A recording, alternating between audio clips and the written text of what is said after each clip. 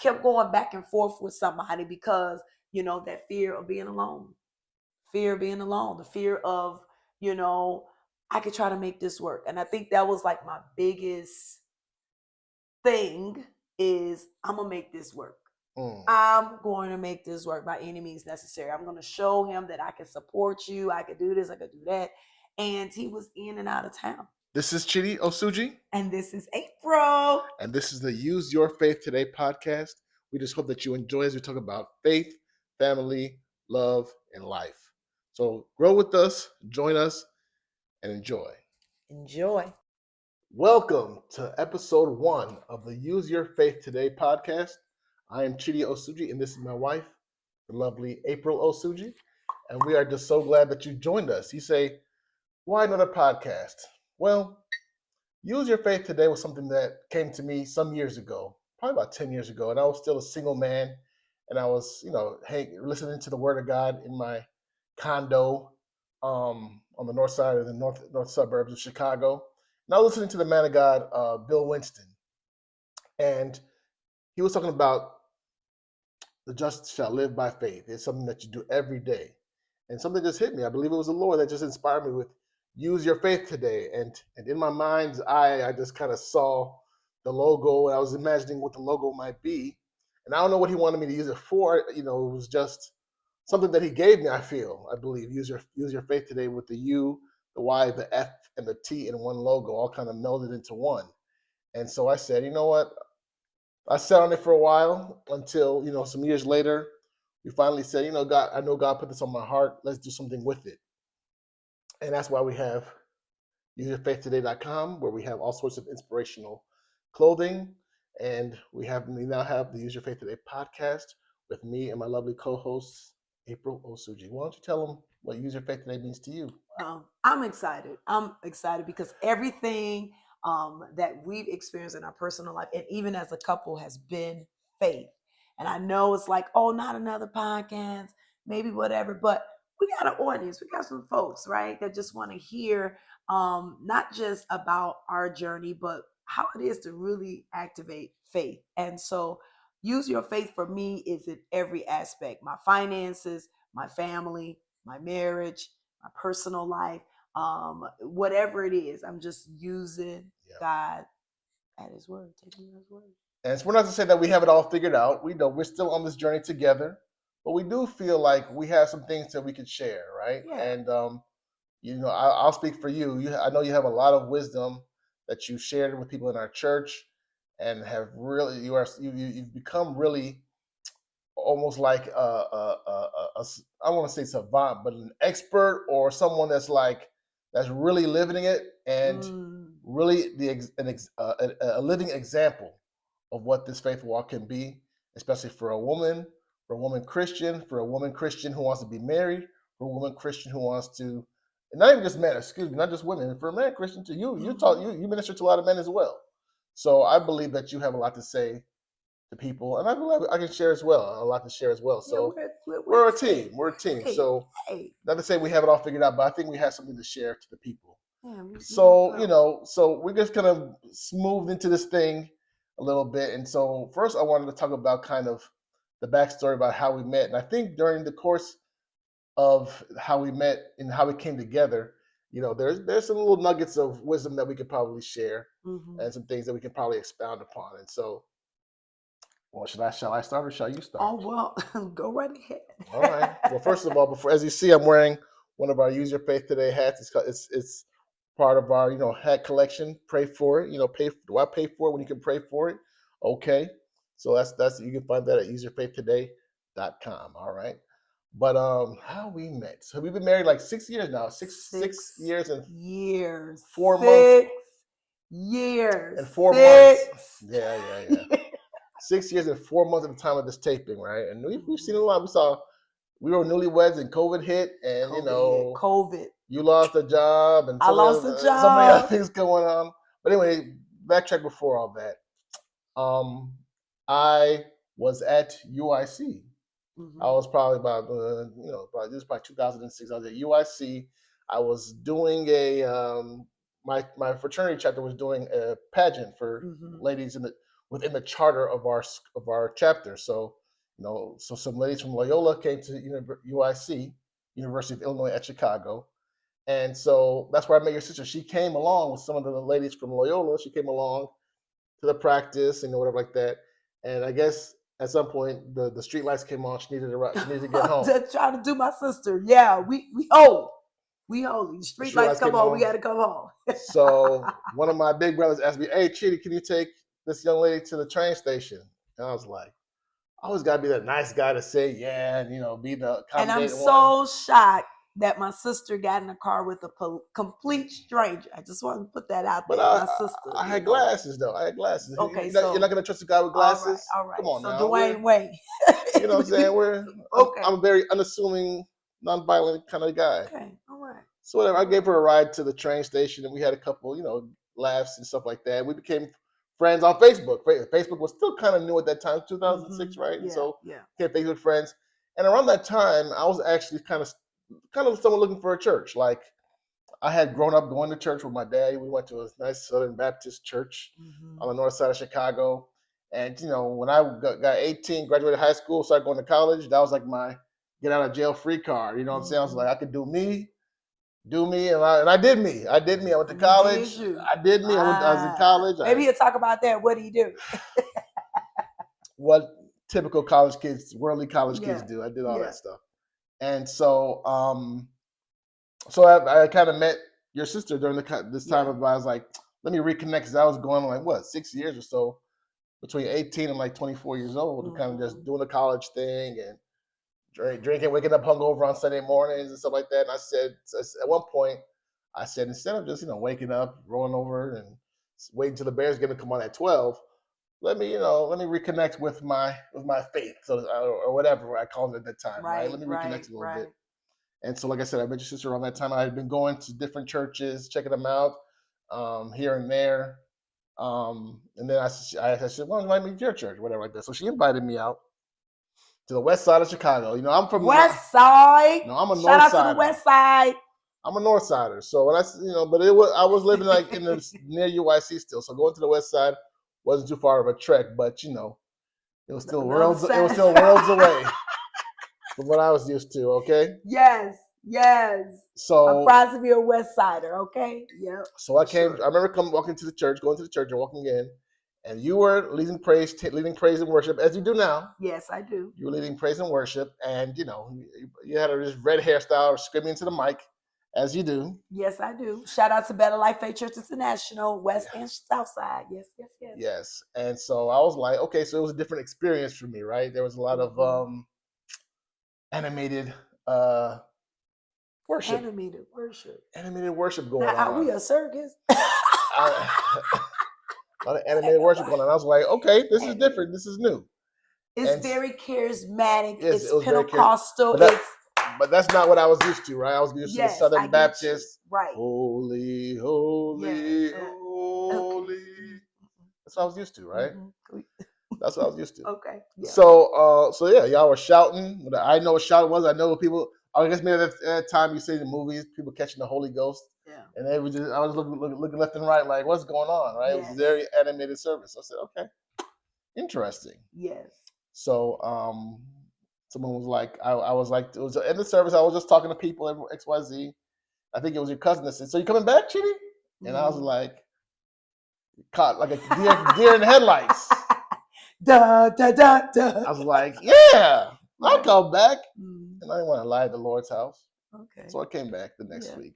I said, let me come back, because I said I would. Yes. And so, wherever I wasn't at that time in my life, the man of God, Apostle Dr. Stephen L. Pettis, your father. Shout out to my daddy. He was preaching a word that just touched something in my heart. And the word says we're drawn by the word, right? The Spirit draws us, right? And I know I was being drawn that day, and I kept on coming week after week and hearing the word being preached. And at some point, I remember being so nervous when he did the altar call. I hear him do the altar call. I remember one day I was coming along church with my little brother, and I was so nervous. I was like, I'm gonna go up and join the church today. I was so nervous when I got up there and joined the church. And and so and the rest is history. But in the midst of all that, this is a charismatic church. Y'all were having how many services? Like 8 services a day, 8 7 days. Don't try us. Don't try us. Okay, We like had maybe like three, three services. services. Okay, now we have come down because we have 2 locations. Please join us anytime. We have a 9 o'clock and 11:30 Yes, service. indeed. Please check out betterlifefaith.org. But needless to say, yes, we did at the time have a lot of different services, right? And Yes. I served as praise team leader, as choir, as youth pastor, Right. and have to be there. That's just who I was. So and I was I'm a like, preacher's kid. That's another story we're gonna talk about. I'm a preacher's kid. So I'm like, hey, okay, I'll go to the first service. Okay. And what I tell you, I said, faith before football. I'll get my faith in, then go right into football at 12 o'clock noon. And we were just talking. What did you say to me? You always say this, but I don't remember. But he as soon as I said faith over football, you said he's a lukewarm Christian. I said, oh, so you're lukewarm. He said, oh, so you're lukewarm. That's what he said. I said, and I don't remember. This is so many moons ago. It's 2006. So many moons ago. Oh, so you're lukewarm. So you're lukewarm, and I was taken aback. Yeah, I'm like, so I'm lukewarm because I don't go to 3 services with y'all. All right, fine. So so you were like the loud girl or whatever like that. You're just the loud chick with the attitude. And he could have just went on his way and say, no, I just come to one service and kept on going. Man, but clearly, if I had the guts to say that, boy, I'd still be going one service he should have had the guts to say something. I was with you lukewarm. I'm like, what in the world? Faith before, but to be fair, our 8 o'clock service, nobody really counted the 8 o'clock service. Then why have it if no one counts it? No, because everybody knew our main service was 11 o'clock. The 8 o'clock service is like amen, early will I seek the Lord. And it's before Sunday school. And then you come to the main service because it's like everything's going on at 11:30. You know what I'm saying? I mean, to be honest, not saying our 8 o'clock service was like whatever. It's just because that's how it rolled. But okay. So you said that I said you lukewarm. Okay, I'm gonna give it to him. He got dinged. I remember very well. You said that. Go ahead. All right. So anyway, so you were like just the loud sister for my friend Krista, who I met at UIC. You were just loud sister, and I was like, okay, she's over there being loud, and West Side, we'll call it being West Side, through and through. And I was like, okay, well, that's her. All right. But I was doing my thing, what I'm saying? And I was, doing my thing. Whatever. And I was doing my thing. Right. And we were doing our thing. We was doing our thing. And I wasn't paying no attention. It was fun to get a rise out of you every once in a while because you get loud. It was fun to get a rise out of you. Yeah, he always would get a rise out of me, especially when you say stuff that was just like, seriously, please don't try me. Try Jesus. But then I can say that now. But then, I'll leave. Don't try April. Try Jesus. But then I'll leave you alone. And whatever. Yes. And, keep it moving. I guess it took a few years before, I started looking at you like, I think you had calmed down a little bit. I'm still the same. You were approaching like 30. You were approaching 30. You had calmed down a little bit. Maybe you realized, I want to be a wife one day. Let me calm down. They ain't gonna do with that. Maybe that's what you said to yourself. I think guys that like my loudness. I don't know, something changed. No, I think changed. something. You changed. Talk about so. No, I think I'm mature. I will say honestly. You matured, so you changed. I'm matured. I'm still loud. People will still consider me loud, whatever. Man. But I matured in some things because I was in a relationship. I mean, not to be that person. So I was in a long-term relationship doing, starting at 19 till about 28, 29 years old. So I had been in a long-term relationship and it was like on and off. He was going back and forth. And so even in that relationship, I learned so many different facets with myself. And maybe at the time, you approached me, which we're going to get to that story. I had already tapered down with some things just based on my experience with the relationship I had been in. So talk about that a little bit. Tell me about that. I think I had never really had a boyfriend until I went away to college. And being in college opened my eyes to not just academia, getting around other people, different cultures, but even experience in a relationship. And I will say that we had common ground. We were both preachers' children. We were both in school, doing and everything like that. But just to be honest and just to bring myself up, because he's not here to defend himself, whatever the case. I had expectations of him that he wasn't able to fulfill. So, for instance, I'm a certain type of way when it comes to setting goals, and this is just me in general, right? And if somebody just kind of like, I'm just gonna see about it, and I'm like, but I want to go, I want to go, I'm gonna go, and you pull yourself to wanting to have that person on the same page with you. And if they're not ready to go, it's nothing that you can do. You could twist their arm, you can be as pretty as a butterfly. But if they're not ready to make decisions and changes, you can't force anybody. And I think that as we kept going in our relationship, we were kind of going on different paths, right? Great person, but our relationship wasn't in alignment. Okay. Mm-hmm. And there were some things for me that I had to grow in, being that, oh, you got to have a CAR, you got to, da, da, da. And I'm not saying those things were not important, but I think for that moment, I was perhaps putting pressure on him to be something that I wasn't, right? I didn't have, I was living with my parents. I didn't have my own place. I didn't, you know, I had a car. I got a car later on, just things, like saving up money. I was really, really bad steward over my money. So I bring it up for myself, right? These were some layers that I was trying to say, well, you need to do, but then I have to look in the mirror and be like, ma'am, you trying to be a diva. You going on these trips and they all charged on, right? Maybe we'll talk about that another time, right? So the truth of the matter is, I kept going back and forth with somebody because, that fear of being alone, the fear of, you know, I could try to make this work. And I think that was like my biggest thing is I'm gonna make this work. I'm going to make this work by any means necessary. I'm going to show him that I can support you. I could do this. I could do that. And he was in and out of town. He's a basketball player, so playing overseas, and so we were just going on two different paths, and that's just to be frank and nice about it. It was going on two different paths. So what in you ultimately said, I'm not going to put up with this anymore. I'm not going to go back and forth. This is the last back and forth. What was the tipping point for you to make you be like, this is it? I think it was probably the last hurrah of the relationship, and I think he had another contract somewhere, and contract in basketball. Oh, he's a basketball player. Yes. Oh, okay. That's what you knew that. I knew that, but they didn't know that. Why are you trying to be funny? He's a basketball player. What is he? He's a basketball player. Okay. And I think that last season. Well, NBA, you're not contract like NBA.